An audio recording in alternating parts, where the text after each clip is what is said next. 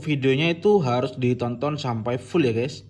Jangan setengah-setengah karena di sana pembahasan yang saya bahas sangat terperinci. Jadi kalian kalau melewatkan satu tahap itu, kalian bakal susah menyeting yang namanya karburator.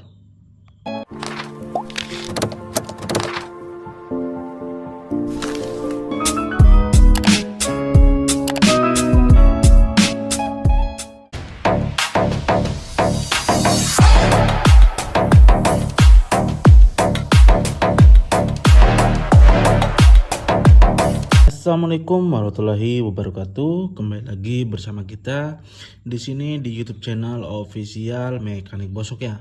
Nah, pada kesempatan kali ini kita akan selalu membahas tentang permasalahan karburator. Karena untuk permasalahan karburator itu sangat mencakup banyak faktor ya guys. Nah, di sini kalian itu masih banyak yang kesusahan menyeting dalam yang namanya karburator. Setelah kalian mengganti karbu standar, banyak sekali faktor-faktor yang terjadi. Nah, di sini kita akan bahas setiap permasalahan dari karbunya ya. Ini kita sudah tersedia di sini adalah karbu PWK 28 DKT Racing ya. Nih, ini karbunya baru kemarin nih, untuk karbunya ini sudah kita setting. Ini kalau nggak percaya, kalian ada bekas bahan bakar di sini ya. Di sini juga sudah tumpah ya nih bahan bakar. Ini masih ada bahan bakar guys ya. Karena untuk karbunya ini sudah selesai kita coba. Nah, untuk itu kita akan masuk dalam tahap pengetesan karbunya setelah kita tuning, setelah kita tune up, dan setelah kita setting ya. Ini kita akan tes PWK 28 DKT Racing yang replikanya UMA ya. Untuk langsamnya seperti ini, tetap stabil walaupun dibiarin lama, langsamnya tetap stabil ya. Langsamnya tetap stabil, ini kita biarkan lama supaya ngetes untuk masalah langsam atau stasioner pada sepeda motor ya.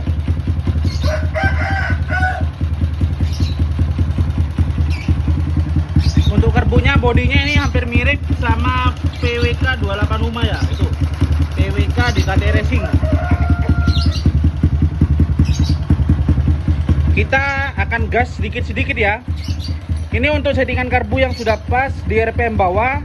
Ketika kita buka gas sedikit, itu RPM-nya bukan berebut, melainkan RPM-nya naik sendiri ya. Nih, bisa kalian dengar RPM-nya naik sendiri ya.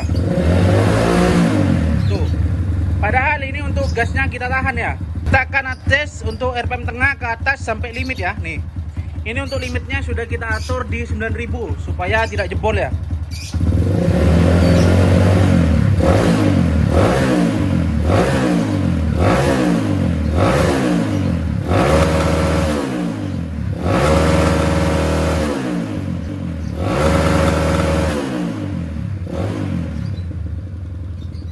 Untuk karbunya bisa kalian dengar sendiri ya, itu dari RPM bawah sudah oke. Untuk RPM atas itu juga sudah oke ya, sampai ke limit ya. Bahkan untuk di RPM-nya itu sampai ke limit 9000 yang sudah kita setting di CDI-nya ya.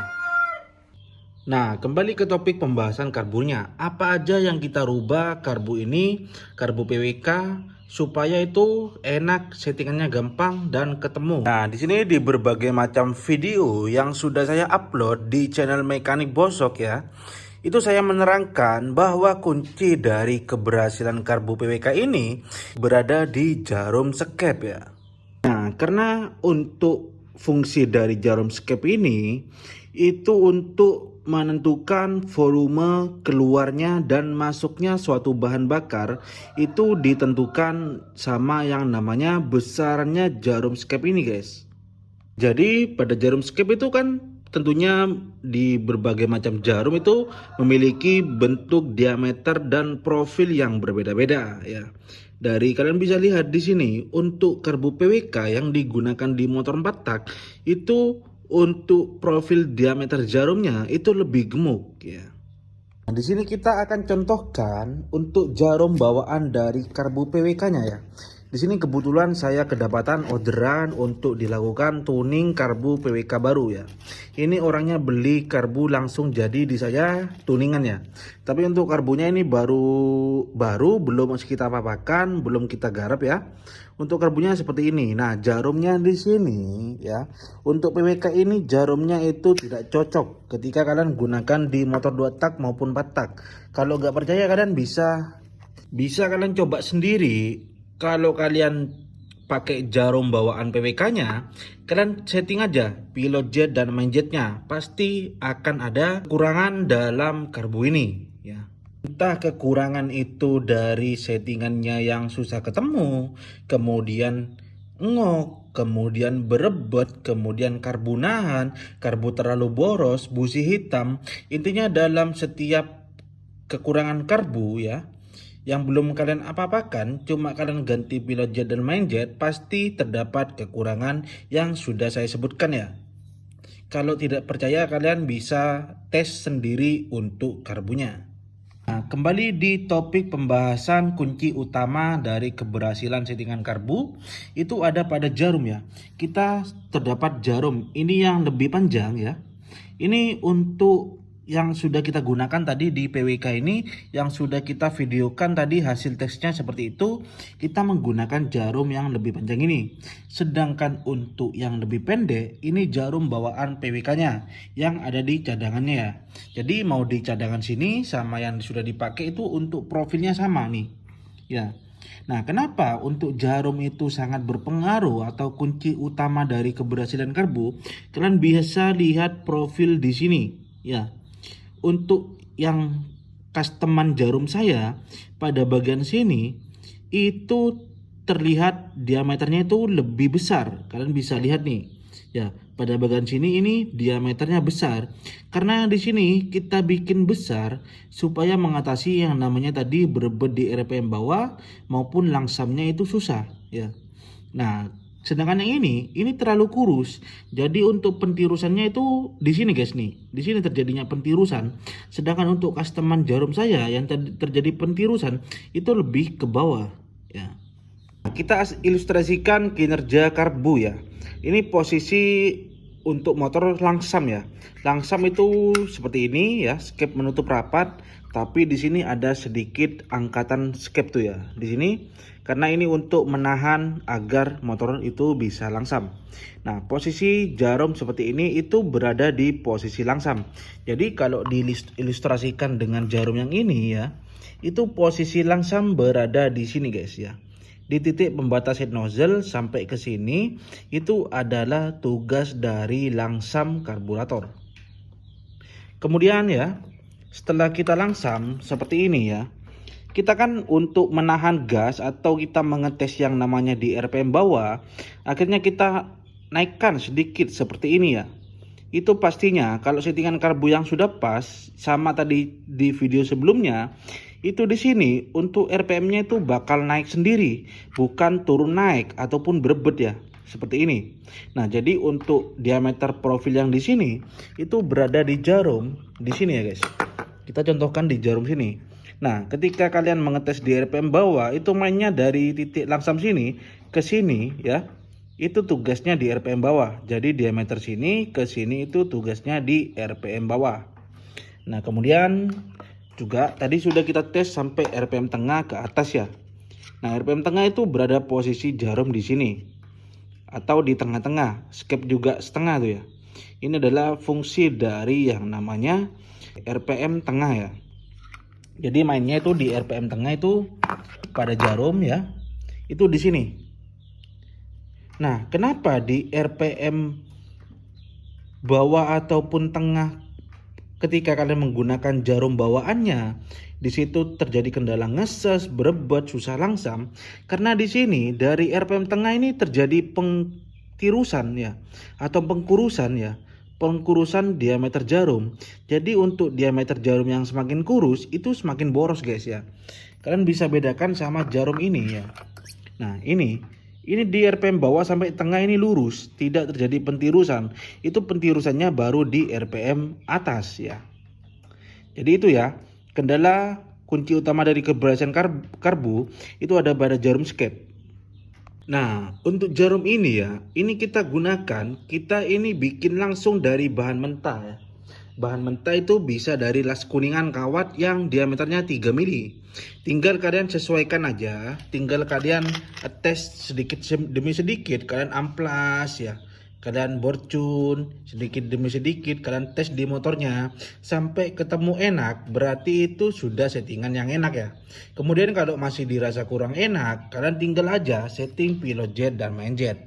Nah, itu pembahasan tentang kunci utama keberhasilan karburator ya. Kemudian ini kita bahas tentang penunjang settingan karburator.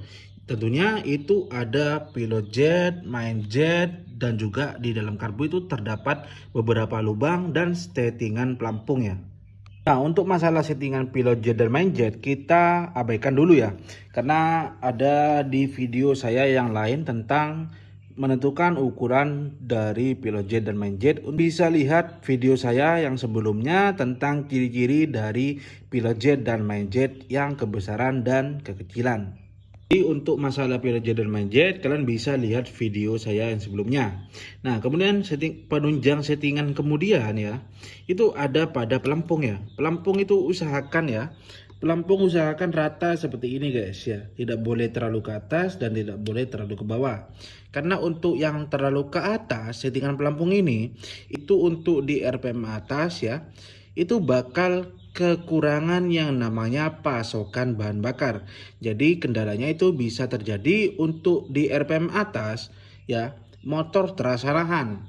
Kemudian ketika kalian sudah akselerasi respon top speed, itu mau ditarik lagi itu akan serasa berebut ataupun kekurangan bahan bakar ya.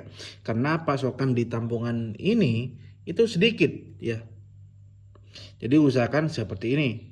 Kemudian untuk settingan pelampung yang terlalu ke bawah seperti ini, itu juga tidak disarankan guys. Karena untuk settingan pelampung yang terlalu ke bawah, itu ditampungan bahan bakar akan over ya guys. Jadi bahan bakar akan naik ke sini. Jadi itu bisa kendalanya nanti ketika pelampung terlalu ke bawah, motor bakal sulit hidup karena karbunya itu kebasahan.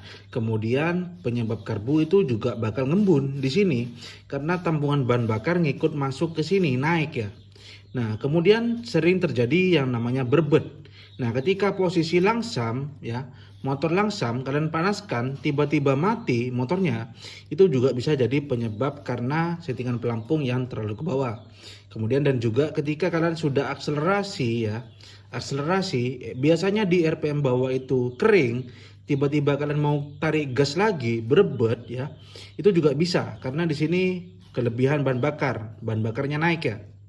Itu tuh masalah pelampung. Kemudian head nozzle ya, head nozzle ini tidak selalu sangat berpengaruh sama yang namanya karburator.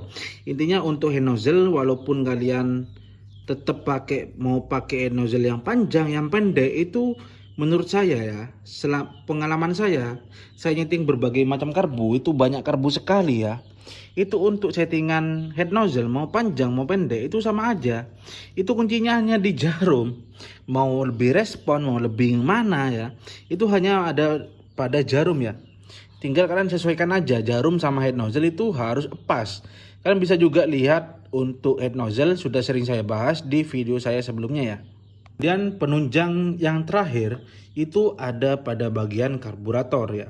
Pada bagian lubang air jet di sebelah sini, lubang pilot jet outlet yang di sebelah sini, dan juga lubang bypass yang di belakang sini. Itu di berbagai macam karbu, mau merek apapun, mau KW, mau palsu, mau ori, mau bermerek seperti ini, untuk ketiga lubang itu memiliki ukuran yang berbeda-beda. Kalau kalian tidak percaya, kalian bisa cek, kalian beli karbu Keihin KW yang seperti ini, dan kalian beli karbu yang bermerek seperti ini. Intinya bermerek. Tidak harus merek DKT, bisa merek NGO, CPO, Moto One, dan lain sebagainya. Terus kalian lihat ketiga lubang itu pasti memiliki ukuran yang berbeda. Nah, kunci utamanya itu juga keberhasilan karbu itu ada pada ketiga lubang itu. Karena di sini ketika lubang ini terlalu kecil bakal susah disetting. Dan juga ketika terlalu besar juga bakal susah disetting. Intinya untuk mencari ketiga lubang itu ukuran yang pas ya. Itu kalian bisa reset satu per satu untuk karbunya. Ya, saya rasa cukup untuk pembahasan karburator ya. Kurang lebihnya saya ucapkan mohon maaf. Assalamualaikum warahmatullahi wabarakatuh.